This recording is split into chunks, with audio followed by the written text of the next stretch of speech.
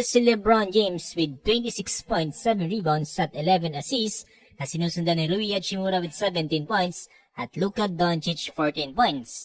May 8 points naman dito si Austin Reeves. Ni LeBron mga boss na okay naman daw sa kanya yung naging game dito kanina ng Los Angeles Lakers. Yung nga lang daw talaga nagtagumpay o naging sang-ayon sa kanila yung naging huling play dito nga ng LA. Medyo kinapos nga lang daw talaga sila dito sa huli. Tapos kinamusta rin dito si LeBron James patungkol nga dito sa chemistry nila dito ni Luka Doncic. Sabi dito na LBJ, medyo kinakapapa daw kasi dito ni Luka yung kanilang gameplay. Huwag daw natin kakalimutan na itong si Luka Doncic ay kakagaling nga lang daw sa injury. Ito pa lamang daw ang ikatlong game ni Luka Doncic. It's Christmas Day pa mga boss no, yung nasa Dallas Mavericks pa ito. Very understandable daw mga boss yung nangyayaring misunderstanding nila dito ni Luka Doncic. Pero ayon kay Lebron ay medyo binibilisan na nga daw nila dito yung face para nga daw makuha kagad ni Luka Doncic yung gameplay dito ng Lakers. So far ay unti-unti naman yan na-adapt dito ni Luka. Patungkol naman dito sa foot injury ni LeBron James ay mukhang unti-unti na nga daw to nagiging okay.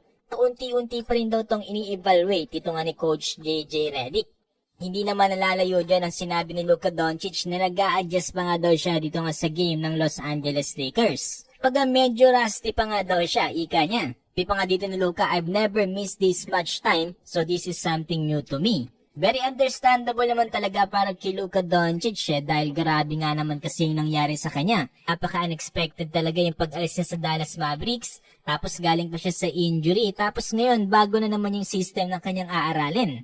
Hoping tayo mga boss na maging mas maganda yung resulta dito ng Lakers sa mga susunod nilang laban. Tinanong din dito kay Austin Reeves kung ano nga ba daw yung dahilan kung bakit siya na-eject dito kanina sa game. Well, obviously naman kasi mga boss no, mukhang hindi kasi tinawagan ng foul etong si Austin Reeves, ito kanina sa ginawa sa kanya ni Jusuf Nurkic. Dahilan kung bakit nga daw siya nakapagsalita ng mga hindi magagandang bagay dito nga sa referee, dahilan din para dawagan siya dito ng double technical foul at na-eject nga siya dito sa game. Actually, yung simula nang na-eject itong si Austin Reeves ay tila nga ba nawala sa focus itong Los Angeles Lakers. Unti-unti nga silang dinumay na dito ng Charlotte Hornets. Tinangalang at nagkaroon ng recover dito from LeBron James pero hindi pa rin naging sapat yan at kinapos nga sila dito sa oras. Diyang masama lang daw talaga yung loob dito ni Austin Reeves sa mga referees dahil marami nga daw siyang naririnig na hindi magagandang bagay patungkol nga daw sa mga players. Gets din naman natin itong si Austin Reeves kung bakit na lang ganito naging reaksyon niya patungkol nga dito sa gameplay na to. Nga ba kasi parang napuno na nga talaga siya sa lahat ng mga nangyayari, nakapagsabi na nga lang siya ng F-bomb dito nga sa official.